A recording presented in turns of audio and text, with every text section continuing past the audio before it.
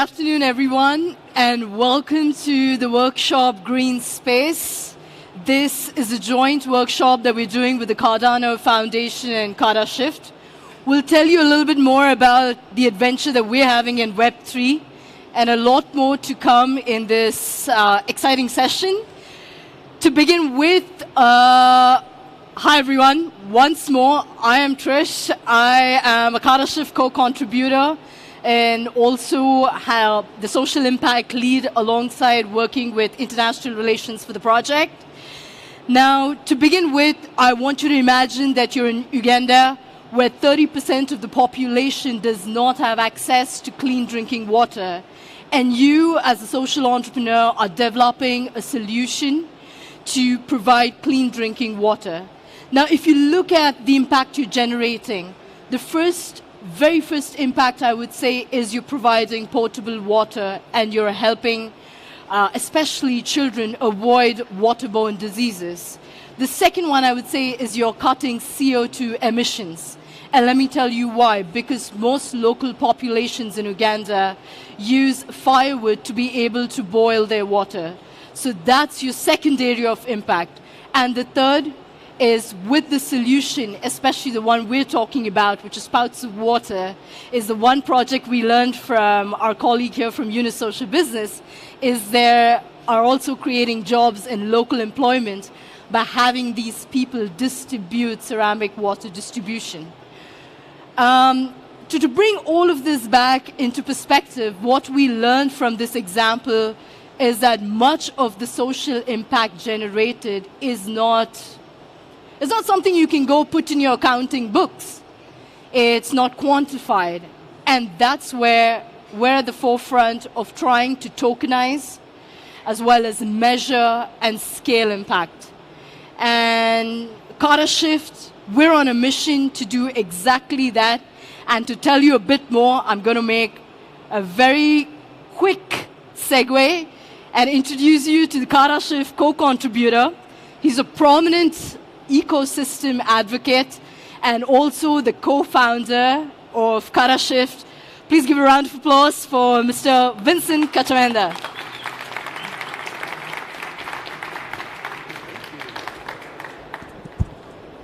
Hello.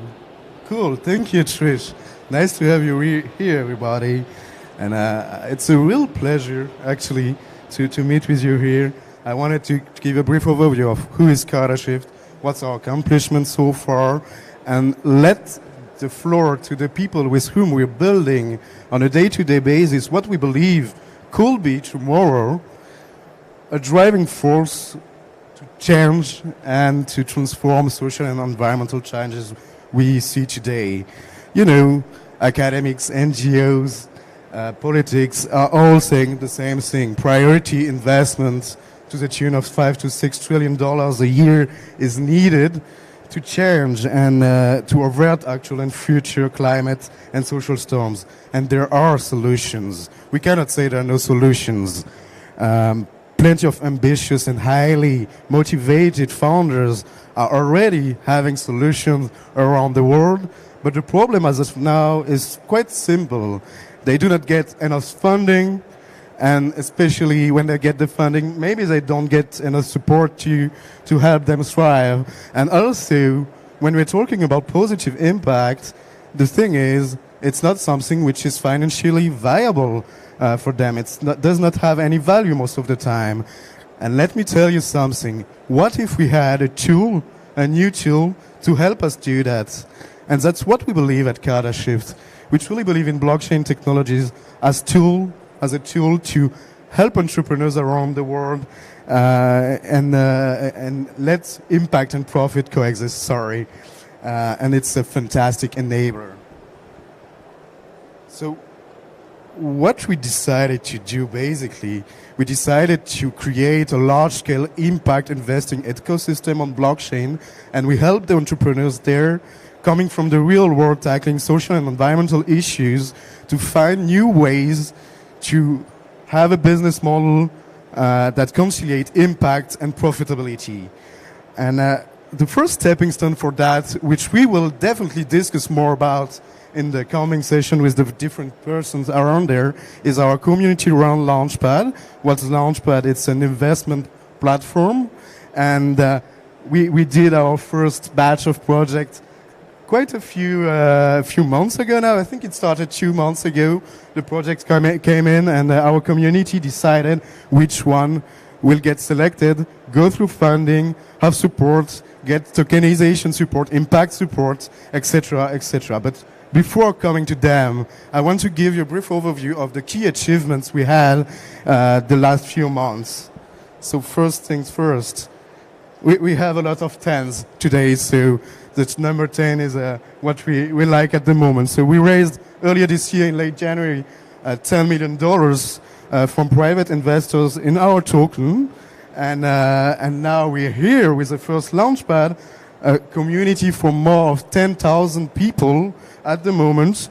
Half of them subscribed to our governance phase, so they decided, I want to take part in this community governance. I want to say who's going to be the projects that will go further in the coming months, in the coming weeks. And among them, 70% voted for the projects they want to see. And we had 10 real-world projects. Out of 200 plus applications, we pre-selected almost 10 projects. We pushed them to our community, and now we're here. I know there are a lot of projects which we pushed here. They're here today, and I wanted to really welcome you and thank you for everything you've done. It's been a crazy adventure, and now I think it's a right timing to announce the two first projects that were voted last week for a pre-funding support, and the two founders will come on stage, tell a bit more what all their business is about, and also how they plan, at least give us a first glimpse of how they think Web3 and blockchain can help them in their business. And I think we can go live. Thank you. Oh. Yeah.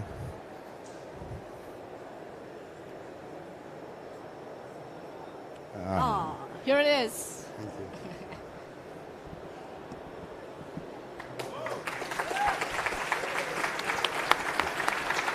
So yeah, Revolt and Pixo, two amazing projects. Trish, I'll let you the floor. Thanks a lot, and see you.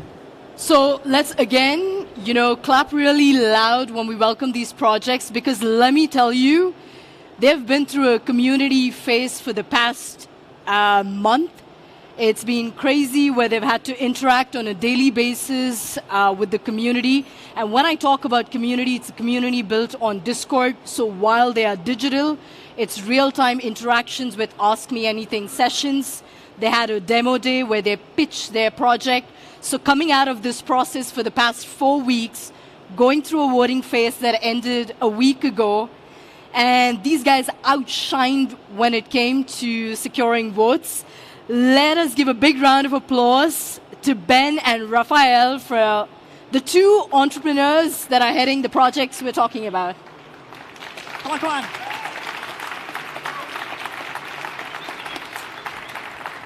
Guys, let's go. Take a seat.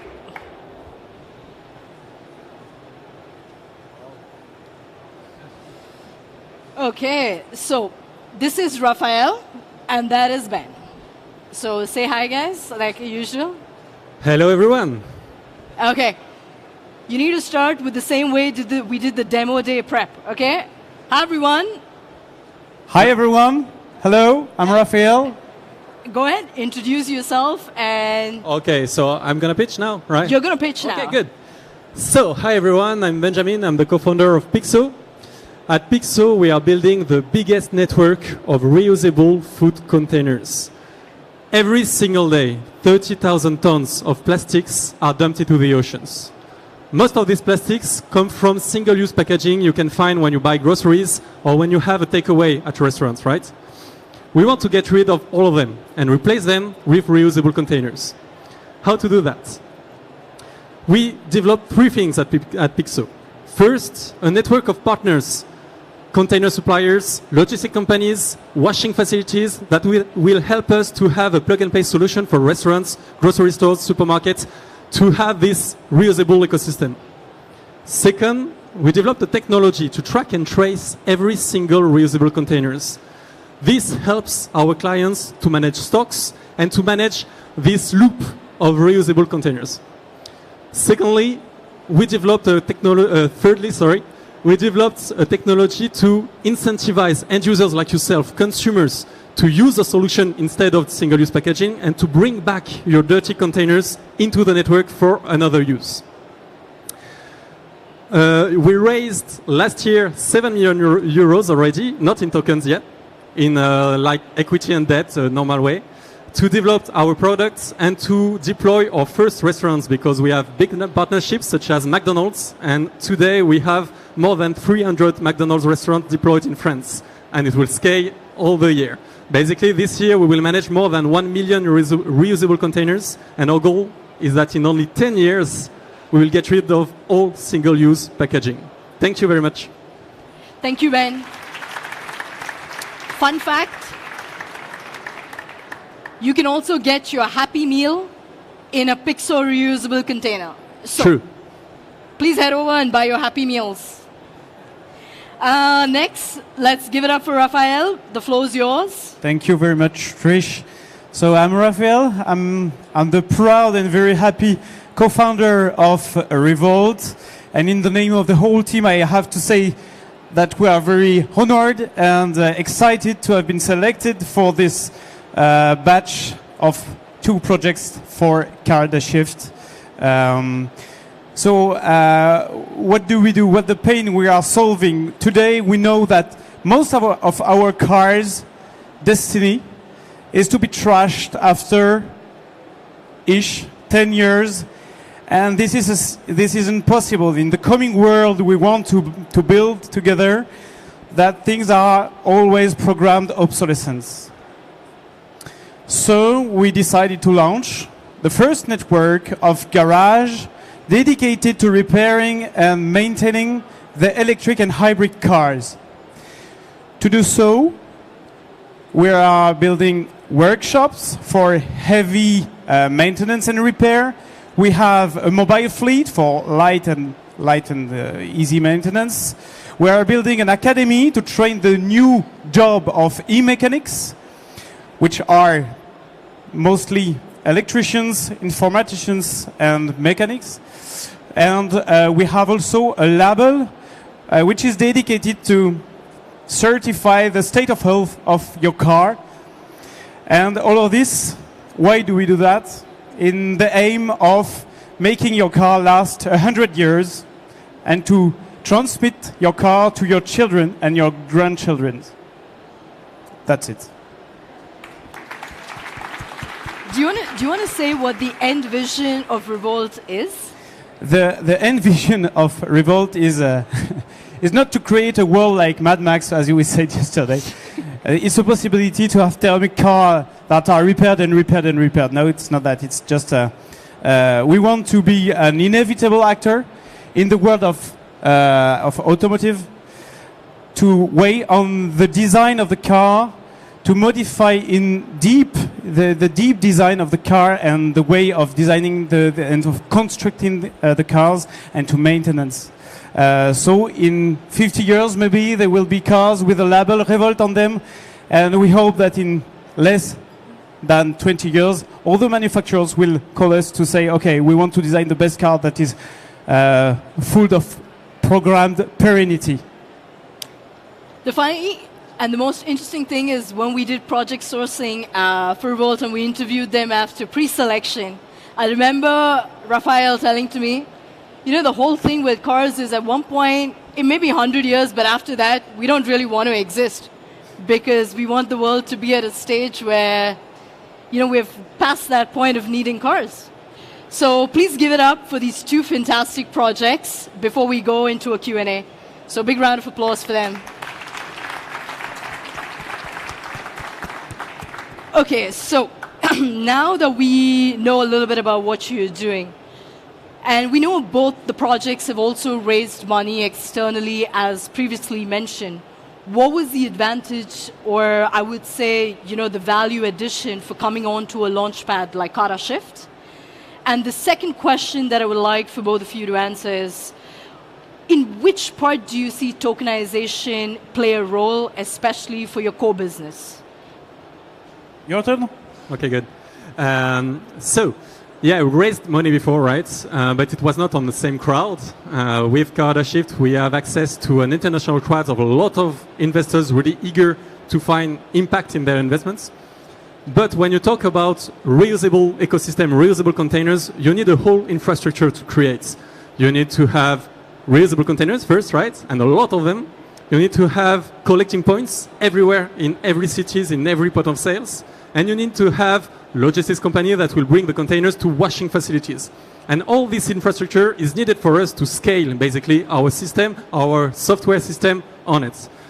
What we aim to do is to tokenize every single part of this ecosystem, of this infrastructure, and to help and to have investors, international investors, the whole crowd of investors invest in this infrastructure in place of big corporates or in place of maybe some collectivities that can do so. So the main goal for us is to find new source of investment that will be profitable, because every time you own a reusable containers, all the money coming from the containers will be linked back to the investors thanks to the tokens. Same goes for collecting points, and to create this profitable infrastructure with you guys. Thank you. Raphael? We closed our seed round a few months ago, and it helped us to open the first workshops and to hire the team, to buy the stock of parts, to repair the cars, and also to train the first mechanics. And Cardashift is kind of jetpack for us to go to the next phase, which is for us very important to leverage a community of crypto evangelists, as you can say, and that will help us to figure out new business models. And what we think is we have two ways of thinking the tokenization. Cars are a huge amount of number of hours of design, of construction, numbers of kilograms of steel, of plastic, of electronics. It's also a number of kilometers, of kilowatts. So tokenization will be a certain way for us to avoid trashing cars in the junkyards, and also to be able, for example, to group purchase batteries or electricity storage. And it's also a way for us, a creative way for us to incentive the e-mechanics to be trained and to be motivated to transmit their knowledge to other people.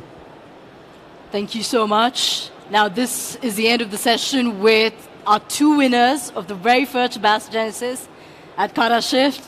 Thank you for joining us. Thank you, Trish. Thank you very much.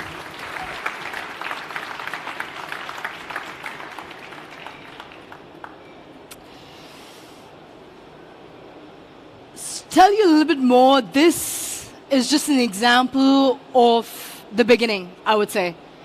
It's having a world where every single individual is an impact investor.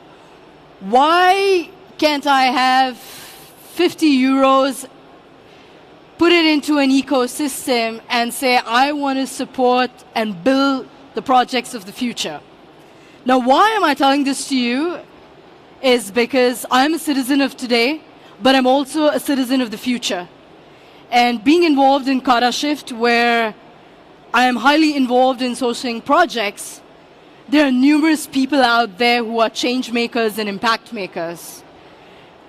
Well, everybody here has the capacity to be an impact maker, but at Cardashift, our mission is also to enable anybody who wants to be a citizen investor to have the opportunity to do so. And we truly believe that tokenization, so in a way creating a structure where you can track the impact, measure the impact, as well as tokenize it, will allow us to get there. It is a tool. It is not a one-fit-all solution. But we're at the stage where we want to experiment. We want more actors to come and join on that mission with us.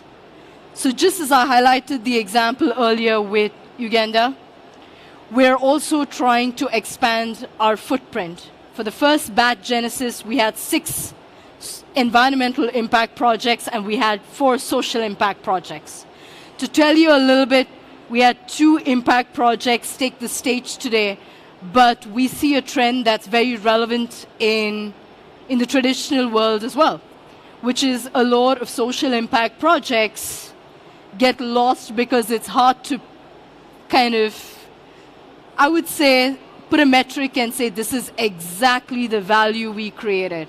Whereas on the environmental side, it's a molecule. CO2 emissions, easy to track, easy to measure. So while we're on that mission, we're also here to bridge a gap between these 2 worlds and make impact investing more accessible. And in that mission, we have a partner. Well, actually, we have multiple partners. But one partner that is present with us today is from the Cardano Foundation, with whom we also have a challenge to help fund social impact projects. Let me please introduce you to Alexandre Maaza, who's going to join us from the Cardano Foundation. He is the Outreach Development Officer, and he's going to tell us a little bit more about how to bridge real-world projects and blockchain technology. So a round of applause for Alex. Hello, everyone. Yay. That's me, and I want to tell you a little bit more about Cardano. So what is Cardano? Essentially, it's a 3rd-generation blockchain technology that's trying to solve the blockchain trilemma of scalability, security, and decentralization by using robust, researched, and engineered fundamentals. So Cardano is based on approximately 130 plus research papers to ensure that the blockchain network actually works for what it's meant to be working for, which is a new financial and operating system where we can represent incredibly valuable and important things like identity and other things related to value and governance. Now, if you know a little bit about blockchain, you'll see that these metrics are all looking quite peachy right now. And I'd like to bring your attention to 2 metrics in particular. One that relates to the number of transactions. And one key thing is on Cardano's accounting model, you can place transactions within transactions because it uses what is called an extended UTXO model. I'd also like to bring your attention to native tokens, which you'll see number in the 5 millions. And Cardano has a very distinct ability to hold native assets, which means that any asset that exists on the Cardano blockchain has the same security and fundamentals as ADA, which is our native cryptocurrency. Any new token that you might build on the Cardano blockchain does not need a smart contract. It simply exists on the blockchain exactly like Cardano's native cryptocurrency. And lastly, staked ADA. This is a liquid form of staking, which means that people that hold ADA, or Cardano's native cryptocurrency, can move it around at any point in time. Yet we see that traditionally it's around the 70% staking level. So when we think about sustainability at Cardano, of course we know that as a proof of stake blockchain that's verifiably secure, it's much more energy efficient than some other alternatives out there. But we consider sustainability beyond energy consumption, beyond environmental impact. And we think of sustainability through decentralization. In order to improve security, the network is secured by over 3,000 validators. And we also look at this through the notion of monetary policy, where with a hard cap of 45 billion ADA, you have a portion that is going towards the security of the network by paying out staking rewards, as well as contributing to a decentralized treasury, which we'll speak about in a minute, that actually contributes to the development and adoption of the Cardano blockchain. And most importantly, this is sustainability through governance. As a massive system of value that is decentralized and governed by its owners of stake, this value has to be governed in an appropriate fashion. And so we started a journey where the Cardano blockchain is going to be governed by its community. And to do so, what we typically have started doing is an experiment in this governance, which we call Project Catalyst. And this is something that Trish has alluded to, and the Cardashift team will speak on a little bit later. Project Catalyst is possibly one of the world's largest decentralized innovation funds. What it allows the community to do is to draw grant funding from a decentralized treasury fed by transaction fees and a reserve. And this treasury is approximately, at this point in time, $500 million worth of ADA that currently resides. And every 3 months, you will go through a grant funding cycle where challenges that have been posted and voted on by the community in the previous fund will then be taken up by community members, solutions will be offered and voted on thereafter. And this experiment, bear in mind, only started in early 2021. The most recent fund that closed is Fund 8 with $16 million worth of ADA, and Fund 9, which is currently ongoing and in which Cardashift is participating as a native, this will be explained a little bit more now, is worth $60 million too. You have massive participation across different countries, and more importantly, you have this diversity and this decentralization of thought and action. So typically you introduce yourself first, but this is the Cardano Foundation. This is what we stand for, and this is what we work on. We're a Swiss-based nonprofit, and what we're looking to do beyond what's stated in the pillars above in terms of adoption, legislative standards, etc., is really to position Cardano as a blockchain for good, in the sense that blockchain is a technology that can empower many people that look like us, that live like us, or that don't and exist in other places than Viva Tech and the rest of the world. And so what we'd like to see is really an adoption that allows people everywhere to have better access to value, identity, and governance. One of the projects that really allows us to tie blockchain and the crypto ecosystem with the real world, the world that we hope to live in one day if we don't spoil it altogether, is Veritree. Now, Veritree is a Canadian company which was initially called, which is actually a spin-off of a company called 10 Tree.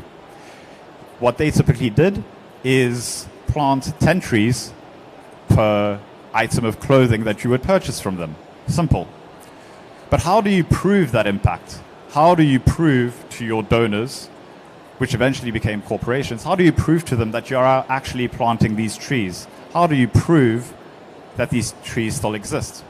Now, Veritree had a very specific way of doing impact. They would use auditors, and they would make sure that the social environmental impact of reforestation is real and permanent.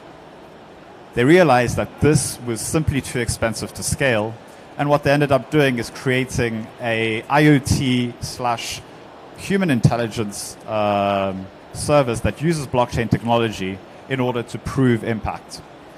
And what we did with them is challenge the Cardano community to see if we really cared as a community about impact. And within 3 months, we raised enough to plant 1 million trees that are verifiably planted using things like tokens to prove donations, using things like NFTs to prove plantation, and to then use that as an actor that has planted trees to see where these trees are planted, if they're still alive, and in what condition they are.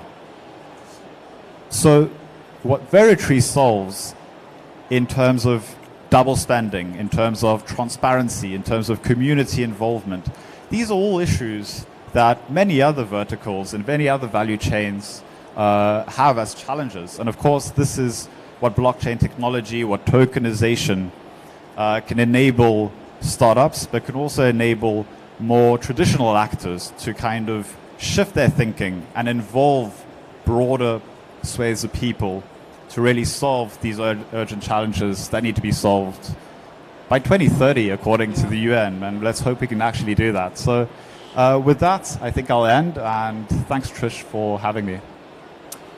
Actually, I'm not going to let you go off so easy. Okay. So you're going to stay here because you drop a lot of words, which, you know, we work in that ecosystem, we understand. But for the audience, let's do a rapid fire. And this will last for 2 minutes. Okay. Are you ready? Because it's very rarely we get like blockchain people like sit here and explain things to us. Okay, wait. Just a quick thing. Who here knows about crypto? If you could just like lift your hand. Okay. Okay. Who here has been in this ecosystem since this year? Okay, news. Okay, awesome. Cool. Who's been in the ecosystem since the beginning? Let's just say 2017, 2018.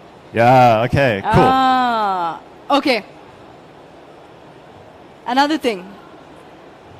NFTs. Who knows about NFTs here? Okay. Who thinks NFTs can be used for more than art? Ah, this is brilliant. There you go. That's the spirit we wanted. Okay. Tell me. Another question. Do all of you know what a token is? Or what it means to tokenize? Yes? Hands up. Great. We've No? got experts. Little bit. Do you have an idea of what it means? Like a token to tokenize? Hands up. Great. You know, for the benefit of it all, why don't you tell them, you know what, is a token first? Then you move on to saying, how can we use these tokens for good? In 30 seconds, because you saw the pulse of the audience, and you mentioned a real-world example, but I know you're a huge advocate of blockchain for sustainability, so I want your personal point of view on it, and take the stage for this. So tokens are digital representations of value, right? And that value can come in many different forms, and tokenization allows us to give value to things that we traditionally perhaps struggled to account for. When it comes to tokenization on Cardano, the key thing here is native assets. It allows people to create a token that has exactly the same security, exactly the same fundamentals, exactly the same way that you would transact it as the native cryptocurrency that exists on Cardano called ADA.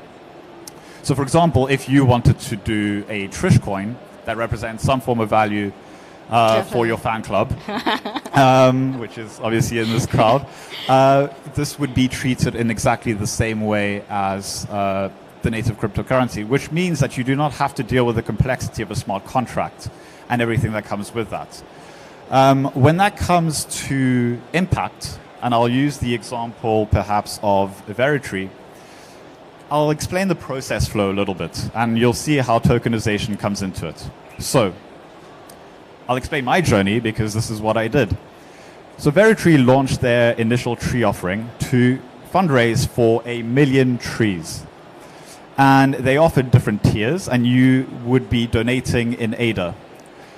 The amount of ADA you donated, you would receive a redemption token called trees. So if you donated 100 ADA, you would receive 100 trees, which represents the fact that 1 ADA, 1 tree. So I know this, and this is great.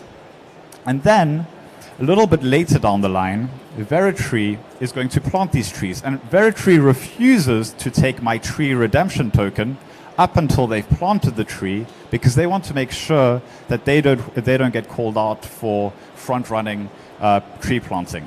So we waited a little bit, and earlier this year they started planting trees, and they opened up what is called redemption periods. What that enabled them to do is plant the trees and tell people like me to redeem my trees token for a planting certificate. On that planting certificate, you have information of how many trees I donated to, where they're specifically located in terms of geographic area, who planted them, by whom this was verified, and this all exists in the blockchain.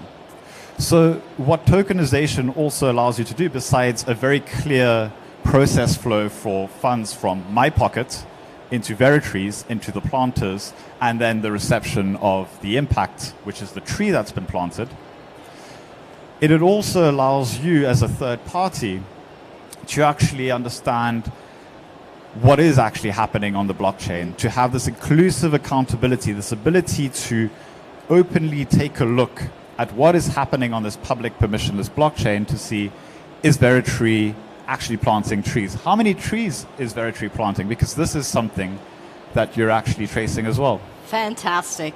And moving from that, let's go to the real world and let's bring another partner that we love collaborating with. Thank you, Alex. Thank you. And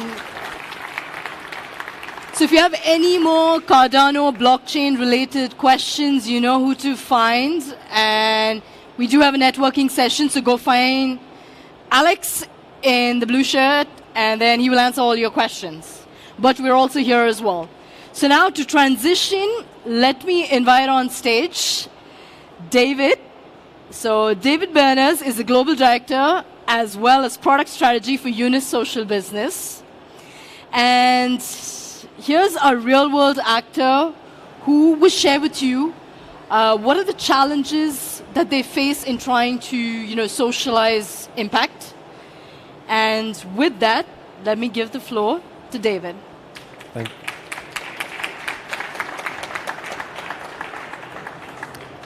Hello together. So my name is David. At Yunus Social Business, we have a mission which is scaling social businesses. So making them grow. And whilst I say social businesses, I mean, let's start maybe with a definition of what a social business is in our sense of the definition. So for us, a social business is a business that is focused 100% on solving an issue, which can be a societal issue, which can also be an environmental issue, for instance, an educational issue, or it can be avoiding CO2 emissions, for instance. So there are two things there which are already at this stage for me important to tell you. That's the number 100, and that's the notion of business. So as compared to any NGO that would use donations and give out or do positive impact with that donation, here we're looking at a company which is employing a business approach to solve a problem. So typically that would be a company like any company in the world, which has customers, which has suppliers, which has a whole ecosystem around it, like financing entities and so on. And yeah. Still you need to hold louder? the mic up. Yeah, you need to be loud, man. So we're looking at the business here, and it's really a business approach to solve the issue. It's not a donation, not a charitable approach in this sense. So in this sense, three things are really different when you look at social businesses towards traditional investments or traditional companies. First of all, these are businesses that exist to solve the problem. They are not there to solve or to make money. That means that they optimize for impact creation, and they wouldn't optimize for shareholder value creation. That's a very important first thing. The second thing is, whenever there is some kind of profit that is generated by that business, because it's still a business approach, 100% of that profit would be reinvested into the company to further grow the company. And whilst the company is growing, obviously the social and the environmental impact will also grow. So that's the second important thing. And the third thing, which is the main differentiator of a social business towards a traditional business, is actually that the value it creates is not sitting on the balance sheet of the company. That means that if we're looking at a company, for instance, like the one you mentioned in the beginning, that is producing ceramic water filters, it might be operating at cost, because at the end, you want your filters to be accessible for a broad range of people at the bottom of the pyramid. And so you wouldn't optimize for the margin of your product. You would optimize for the cost and, let's say, the price of the product, price towards the lower end, actually. So you wouldn't make huge profits for your shareholders. Does that mean that you as a company wouldn't create value? Definitely not, because you have saved thousands of people from drinking polluted water, actually. So that value is not sitting at the balance sheet level. That value is sitting outside there in the environment. It's sitting outside there in the society. That's a very important thing to remember here when we start talking about social businesses. So, as I said, our mission at Yunus Social Business is to grow these businesses. So actually two things, two ingredients for growth that we look at is patient capital. So it's simply money to grow, because as they are sitting on the fence of profitability, they wouldn't have a lot of let's say, capital that would allow them to exponentially grow and quickly grow, and then with that scale their impact. So they need people, investors that are willing to invest that capital to grow them and grow the impact with them. So you can imagine a company like this, where you look at the balance sheet, and a traditional financial institution like a bank looks at them and looks at the balance sheet and say, well, you're not investing, you're not optimizing for your margin, you don't want to do any profit. So obviously the bank looks very strangely at them and says, you won't have a loan, or you would have the loan at percentages or interest rates which are just prohibitive for them to grow. So they are lacking what we call the missing, suffering from what we call the missing middle. So mostly when they grow, they rely in the beginning on their communities around them to scale and to grow. So that would be friends, would be family, would be like the real users also sometimes of the services they bring to the society. And that's also a very important notion. So that's the end base actually around them, the community investors that invest into them. But that's, in these countries, in the developing countries, quite a difficult thing. So they would be able to raise some capital, but they soon hit what we call a glass ceiling in that sense. And then on the other side, they are not ready yet to engage into really commercial bank loans and so on. So there's a missing middle there that we, as an investor, try to plug. And that's the first ingredient we're talking about. The second ingredient is actually the growth support, which is that when you look at these companies, a bit like you would see that in VC or angel investing, so the investor brings a lot of value in terms of knowledge, expertise, networking, and whatever. And traditionally these companies in the environments in which they are operating, they do not have this access to their communities. That means that they are relying on people and investors that bring more than just money. They bring expertise and all these kind of growth ingredients which are non-financial to them. That's the second very important element, I think, when we look at social businesses and growing them and growing the impact, their positive impact. And I think, that brings me to the question of, would tokenization be able to limit this issue? And, how do you think that, this could change things? And what's been your thoughts? Or we know we've been kind of thinking this through. So could you possibly lend an answer to that? Sure. So the way we think about it, and I think, first of all, I really appreciate the opportunity to think aloud with you guys on what these real life projects could mean for your world and vice versa. I think this knowledge and experience exchange is so important now.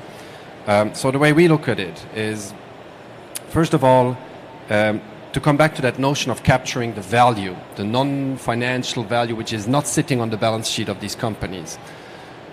So tokens could be a solution, I think, definitely. And we've heard Alex and the others speak about that, and that's basically how the whole thing has been built around Cardano, and which is at the same time the issues we see with social businesses, that so much value is created, but it's not actually captured.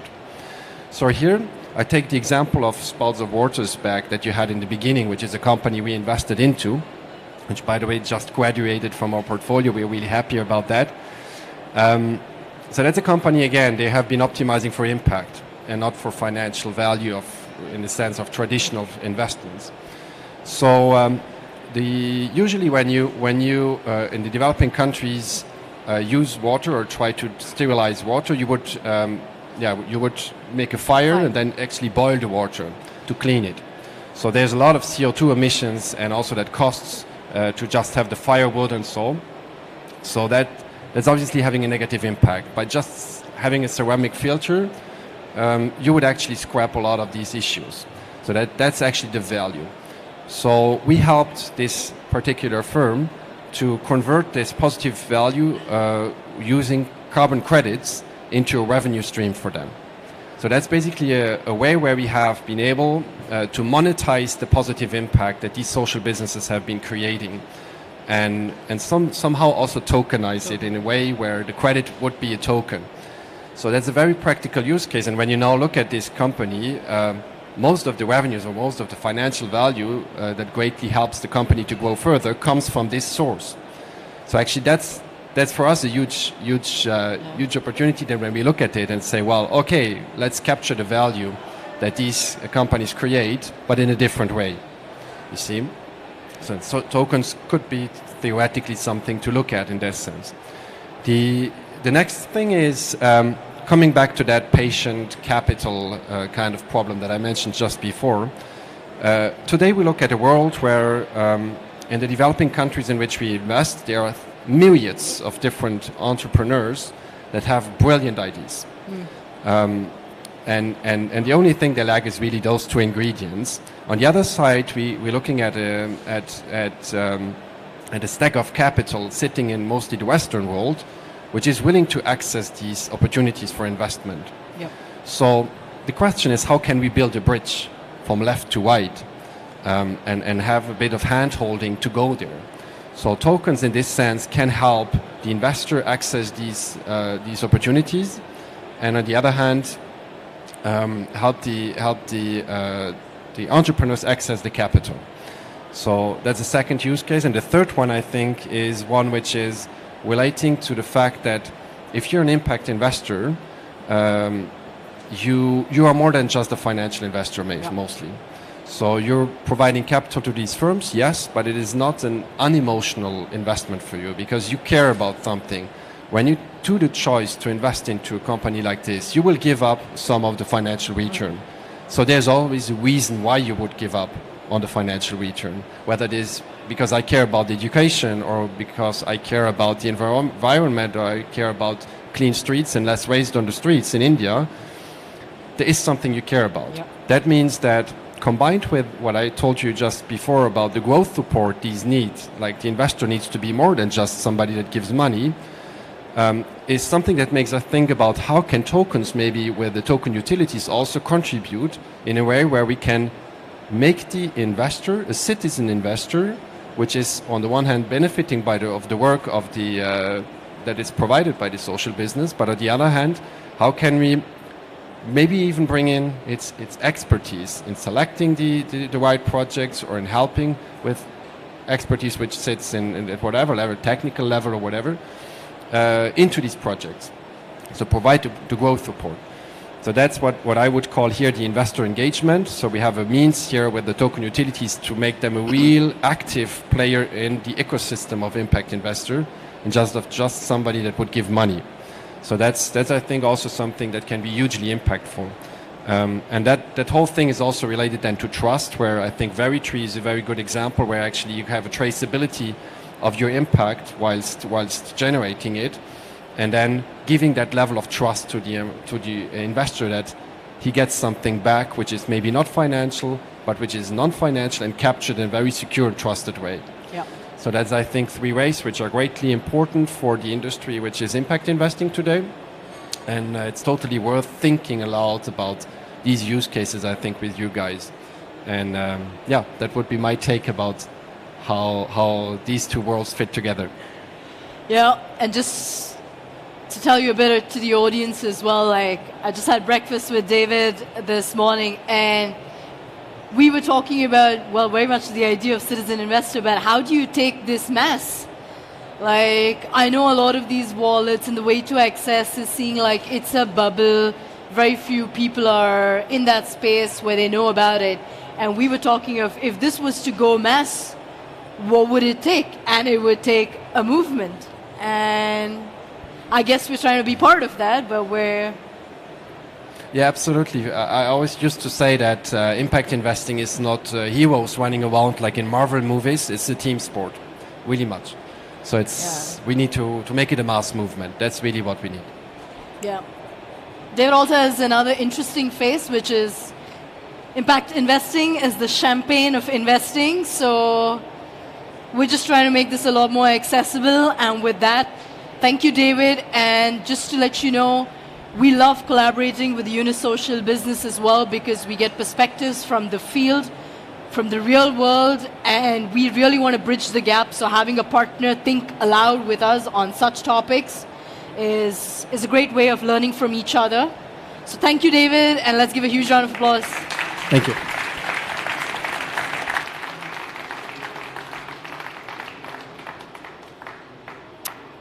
So let's get to the last phase of this workshop. And just to pick off where David left, we're trying to link tokenization and social businesses. And we think it could be a captivating and an engaging way to spur investment. So the association of blockchain technology with social and environmental projects is an exploratory phase right now. We call upon you to come collaborate with us, think out loud, and that's the reason why we're having this workshop be open. So we are relying on a citizen-based model, but to kind of give you a bigger picture of how you can come, be part of this model and story, you already are. But how can you actively engage? I'm going to call upon another fellow core contributor to the Cardashift ecosystem and the lead for investor relations, Yunus Maaza.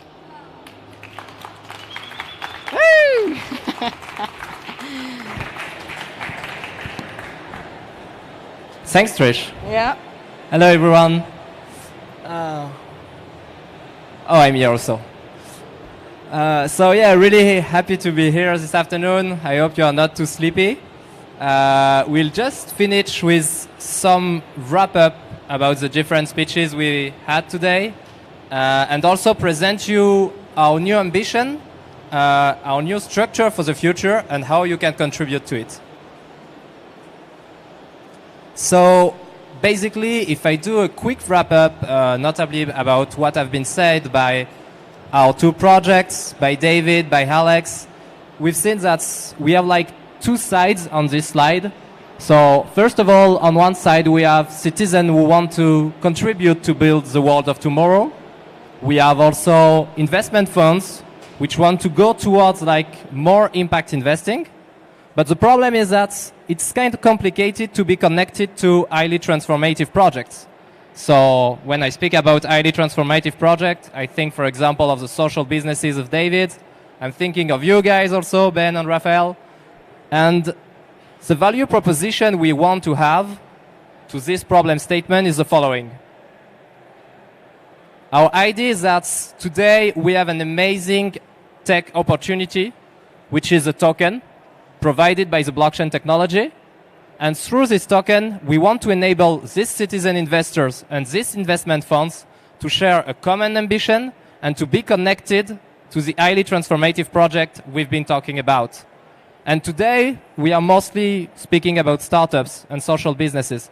But tomorrow, this project will also be like big industrial projects in the energy field, in the mobility field, and it will enable us to have like a citizen support on each big project that is building the world of tomorrow. And to carry out this amazing ambition, we want also to have a big structure. So we need, for each project, to have the structures that will enable this project to cover its needs. So let's take some example. Today we have a launchpad, and this launchpad, we have Ben and Raphael getting out of the launchpad, is adapted to startups, so to like really early stage projects. And the ambition with the launchpad we have in our roadmap is to make it accessible beyond the Web3 communities. So like, for example, what if tomorrow we can buy the token of Pixo or Revolt with a credit card? Then we have a lending platform for emerging countries. So when we talk about the social businesses of David, Spools of the Water, for example, it's really interesting for this kind of businesses in emerging countries to have access to a whole new community of investors. And this lending platform could be the solution. And I think the most ambitious one is the late one. So the impact token marketplace. So it's really what Trish has been talking about how we can monetize impact. And today we've seen that, notably with the founder of WeWork. We have amazing project in terms of carbon credits, blockchain-based marketplace.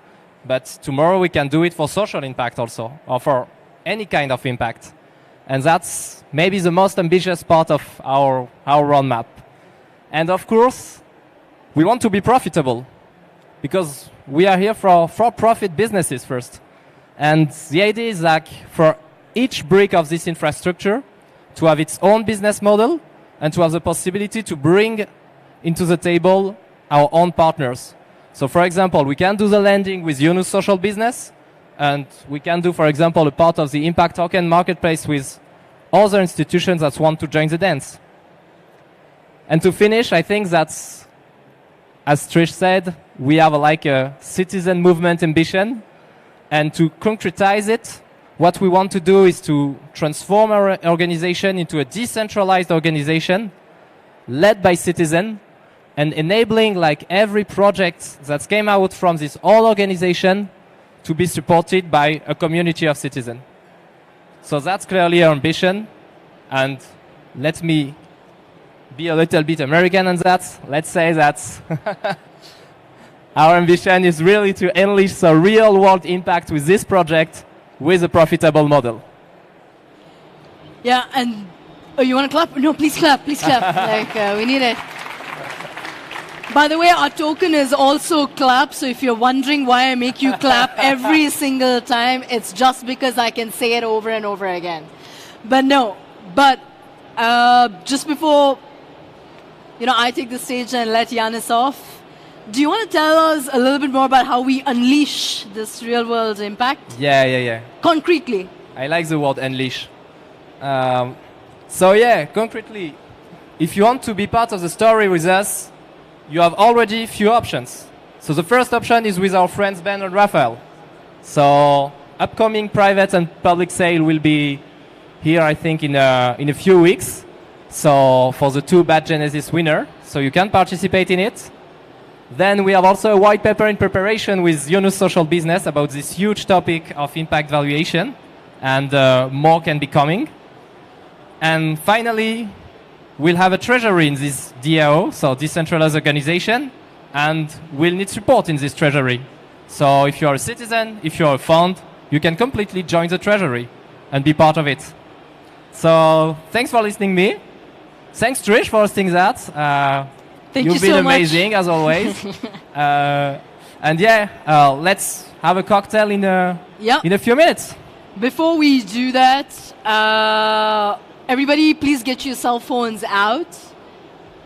No, seriously, get your cell phones out. Thank you. Are you ready? No, I need it. Up.